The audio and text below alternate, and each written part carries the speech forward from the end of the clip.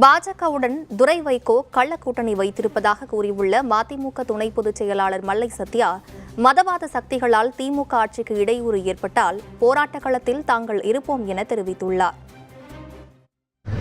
நீங்கள் பின்பற்றிய முறை என்பது மிக மிக பழையானது, தவறானது, அட்லாண்டிக் பெரும்படை என்று சொல்லுகின்ற விதத்தில் நீங்கள் பாரதிய ஜனதா கட்சியுடன் கள்ள கூட்டணி வைத்திருக்கிறீர்கள் என்பதற்கு சான்றாகத்தான் துரையுடைய இந்த லெட்டர் பேடில் பாஜகவுடைய நாடாளுமன்ற உறுப்பினருடைய கையெழுத்தை பெற்றிருக்கிறார். எனவே அது தவறு என்று நாங்கள் சுட்டிக்காட்டுகின்றோம்.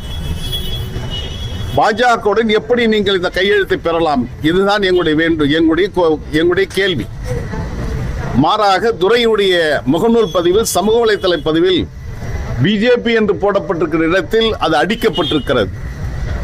நீங்கள் வெளிப்படைத்தன்மையோடு இருப்பீர்களே, ஆனால் இதில் உள்நோக்கம் இல்லை என்று சொன்னால் அதை ஏன் நீங்கள் அடித்தீர்கள் என்ற கேள்விக்கு நாட்டு மக்களும் நீங்கள் பதில் சொல்ல வேண்டும். பாஜகவுடன் கள்ள கூட்டணி வைத்திருக்கிறீர்கள் என்பதற்கு இதுதான் சாட்சி. இதைதான் நாங்கள் நாட்டு மக்களிடம் எடுத்துச் சொல்கிறோம். திராவிட முன்னேற்ற கழகத்தின் தலைவர், மாண்புமிகு தமிழ்நாடு முதலமைச்சர், திராவிட மாடல் பொற்கால ஆட்சியுடைய நாயகன் தலைவர் தளபதி அவர்கள் சிறப்பான ஆட்சி நடத்தி கொண்டிருக்கிறார்.